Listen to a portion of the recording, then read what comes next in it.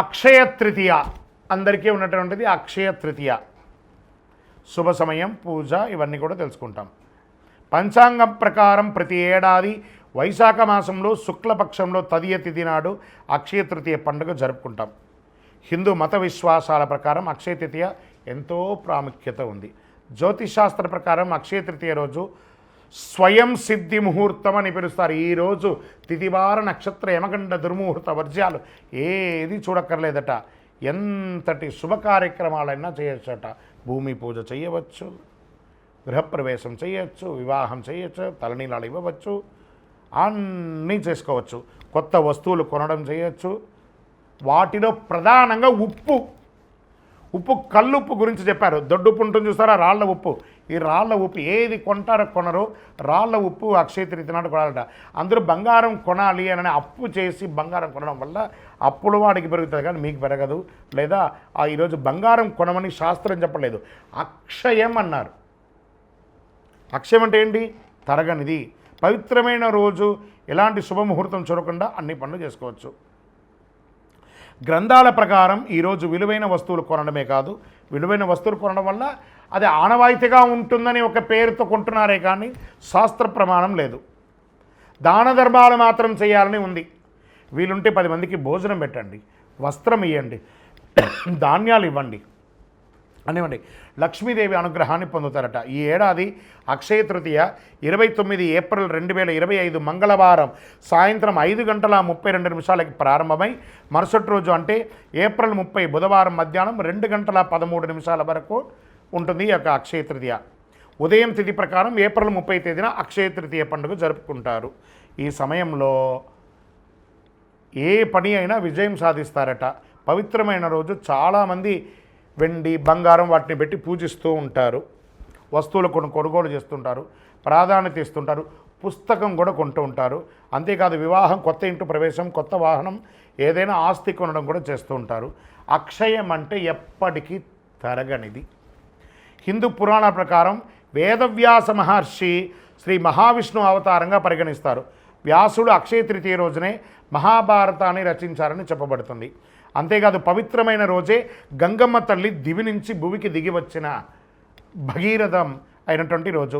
పరశురామ జయంతి కూడా అక్షయ తృతీయ రోజే జరిగింది. మత్స్య పురాణం 65వ అధ్యాయం ప్రకారం ఈశ్వరుడు పార్వతీదేవికి సర్వకామప్రదమైనటువంటి అక్షయ తృతీయ వ్రతం గురించి చెప్పారు. శ్రీ నారద పురాణం కూడా ఈనాడు చెయ్యి దాన ధర్మాలు అత్యధిక ఫలితాన్ని ఇస్తానని చెప్పబడుతుంది. కుబేరుడు అక్షయ తృతీయ రోజు లక్ష్మీదేవిని పూజించడం వల్ల ధనవంతుడయ్యాడట. మహాభారతంలో శ్రీకృష్ణుడు ద్రౌపదికి వస్త్రాభరణం అప్పుడు చీరను ప్రసాదించింది కూడా ఇదే రోజు. ఇంత అద్భుతమైనటువంటి రోజు ఖరీదైన వస్తువులు, బంగారు ఆభరణాలు, తమ సంపద, శ్రేయస్సు అన్నీ కూడాను భగవంతుని ముందర పెట్టి పూజ చేస్తారు. అక్షయ తృతీయ వంటి పవిత్రమైన రోజు లక్ష్మీదేవిని పూజించడం ఎలా అంటే, ఒక మంచి రాగి చెంబు తీసుకోండి, కల్లుప్పు ఉంటుంది కదా, తమలపాకు వేసి ఆ కల్లుప్పు తమలపాకు మీద వేయండి, రాగి చెంబు దాంట్లో పెట్టండి. మీ ఇంట్లో ఉన్నటువంటి కాయిన్స్ ఉంటాయి కదా, రూపాయి కాయినో, 5 రూపాయల కాయినో, 10 రూపాయల కాయినో, లేదా మీ బంగారు ఆభరణము, అవన్నీ కూడా దాంట్లో పెట్టండి, పూజించండి. యక్షాయ కుబేరాయ వై శ్రవణాయ ధనధాన్యాధిపతయే ధనధాన్య సమృద్ధిం దేహి దేహి తాపయ స్వాహ అని మంత్రంతో జపం చేయండి. శాస్త్రాల ప్రకారం ఈరోజు కృష్ణుడు యుధిష్ఠిడికి అక్షయ పాత్ర ఇచ్చిన రోజు కూడా ఇదే రోజు. ఇందులో ఉండే ఆహారం ఎప్పటికీ మరవదు. కాబట్టి బియ్యాన్ని కూడా దేవుడి ముందర పెట్టండి. అందుకే ఈ పవిత్రమైన రోజు దానం చేయడం వల్ల శాశ్వత పుణ్యం లభిస్తుందని పండితులు చెప్తారు. అక్షయ తృతీయ రోజు ఒకవైపు కొబ్బరికాయ, దక్షిణావృత శంఖం అంటారు చూసారా, చెవిలో పెట్టుకుంటే ఓంకార నాదం వస్తుంది చూసారా, దక్షిణావృత శంఖం, శివలింగం, కళ్ళుప్పు, దొడ్డుప్పు అంటారు చూసారా, ఖచ్చితంగా ఆ రోజు 1 కిలోంబావు కొనండి, కళ్ళుప్పు కొనండి. కొన్ని చోట్ల దొరకదు, వెతకండి, తీసుకొచ్చి కొనండి. ఆ రోజు ఇంటికి తీసుకురావడాన్ని గట్టిగా చెయ్యండి. దాని పూజ ఎలా చేయొచ్చు? అక్షయ తృతీయ రోజు తెల్లవారుజామున అంటే సూర్యోదయానికి ముందు లేచి గడప కడిగి పసుపు ఆరం రాసి స్నానాధికాలు చేసి ఉతికిన బట్టలు ధరించి పసుపు రంగు వస్త్రాలు ధరించండి. మంచి ఫలితాలు పొందారు. పూజ చేసే చోట ఒక వస్త్రం ఏర్పాటు చేయండి. అనంతరం విష్ణు విగ్రహాన్ని, లక్ష్మీదేవి విగ్రహాన్ని ప్రార్థన చేయండి, నీటితో శుద్ధి చేయండి. పూజ చేసే సమయంలో తులసి ఆకులు, బిల్వ ఆకులు పెట్టి పూజించండి. పండ్లు, పువ్వులు వగరాలు పెట్టండి. మంచి ఆహారం అనండి, తీపి పంటలంతా పేదవాళ్ళకి, ఆఖరికి మీ ఇంట్లో పని చేసే వాళ్ళు ఉంటారు కదా, వాళ్ళకి ఇవ్వండి. స్ట్రేంజర్స్ రోడ్డు మీద ఈ హాస్పిటల్స్ బయట అటెండెన్స్ లోపల ఉన్నటువంటి వ్యాధితో ఉన్నవాళ్ళు బయట చాయ్ కాఫీ తాగడానికి కూడా లేకుండా వాళ్ళ బంధుమిత్రులు రోడ్డు మీద ఉంటారు చూసారా, వాళ్ళకి పోయి ఆహారాన్ని ఇవ్వండి, ఆనందపడతారు. ఆ లోపల ఉన్న వైద్యం చేసుకునే వాళ్ళు కూడా ఆరోగ్యం అవుతారు. ఇదే అక్షయ తృతీయ రోజు చేయవలసిన పనులు. దాన ధర్మాదులు ఎక్కువ చేయండి. పూజ ముగిసిన అనంతరం మహావిష్ణు స్వరూపంగా, లక్ష్మీదేవి స్వరూపంగా కొంతమందిని ప్రార్థన చేసి వాళ్ళకి దానం ఇవ్వండి. అక్షయం మీరు ఎంత దానం చేస్తారో, ఎందుకు మనం పూజ చేసిన తర్వాత కృష్ణార్పణం అంటారు, ఖర్చు మీదే డబ్బు మీదే, కృష్ణుడికి ఎంత ఎందుకు అర్పణం ఇస్తున్నారు? కృష్ణార్పణం అనగానే అది తిరిగి మీ దగ్గరికి వస్తుంది, అందుకే అక్షయం అని అన్నారు. ఉప్పు అక్షయ తృతీయ రోజు ఎందుకు కొనాలో, అక్షయ తృతీయ రోజు ఉప్పు కొని దానం చేయడం వల్ల జీవితంలో అన్ని కష్టాలు తొలగుతాయి, దరిద్రం తీరుతుంది, నవగ్రహ దోషం తొలగుతుంది, అలాగే అన్ని సమస్యల నుంచి ఉపశమనం పొందుతారు. భార్యాభర్తల మధ్య సఖ్యత లోపం అది తొలగుతుంది. అక్షయ తృతీయ రోజు ఉప్పు దానం చేయడం వల్ల పూర్వీకుల ఆశీస్సులు పొందుతారు. అక్షయ తృతీయ రోజు ఉప్పు కొనడం వల్ల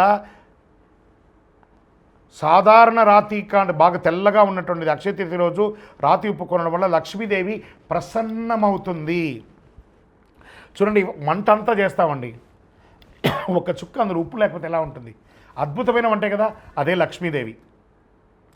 లక్ష్మీదేవి మోతాదుకి మించకూడదు, మోతాదు తగ్గకూడదు, అందుకే లక్ష్మీదేవి అందులో కూర్చున్నది. అక్షయ తృతీయ రోజు కొన్న ఉప్పును ఇంటిలో నీళ్ళలో ఒక చుక్క వేసి ఇల్లంతా తుడవండి, నెగిటివ్ వైబ్స్ పోతుంది. చిన్నపిల్లలు ఉన్న రూమ్లో ఒక గ్లాసులో పెట్టండి, మీ బాత్రూమ్స్లో కూడా ఒక గ్లాసులో పెట్టండి. మీరు సంపాదించే ప్రతి డబ్బుని ఒక మట్టి మూకుడులో ఉప్పు వేసి అందులో ఆ రోజు డబ్బుని అలా పెట్టి మరుసటి రోజు బీరువాలో పెట్టండి, చాలా నిలవ ఉంటుంది. ప్రయత్నం చేసి చూడండి. ఇలా ఎన్నో చెప్పుకుంటూ పోవచ్చు. అక్షయ తృతీయ రోజు, అక్షయ తృతీయ రోజు మీ మనసుకి ఏది నచ్చితే అలా చేయండి. ఆరోగ్యంగా ఉండండి, సంతోషంగా ఉండండి. పరోపకారార్థే ఇదం శరీరం అన్నట్టుగా ఇతరులకి సహాయం చేయడానికి ప్రయత్నం చేయండి. విజయోస్తు.